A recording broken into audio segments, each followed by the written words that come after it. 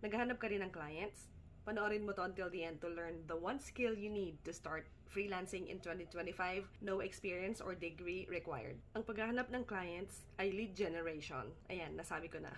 Pero let's talk about 2 ways you can use it. Una, lead generation for yourself. It is similar to applying for a job but leveled up. So parang sa pag-apply ng trabaho, you do a job search, you research the company, and research about the job hiring. Sasalang ka sa interview, and show how you can sell yourself, all help solve yung problems ng company. Pangalawa, lead generation as a service. You can help clients find customers. This is a high-demand skills, lalo na for small businesses and startups. Ikaw ang gagawa ng lead generation at strategies para sa kanila. Sa lead generation, hindi mo kailangan ng degree or experience. Ito ang skill na kailangan mo whether you are trying to get your own clients or looking for customers for companies. Nakalink yung video ko about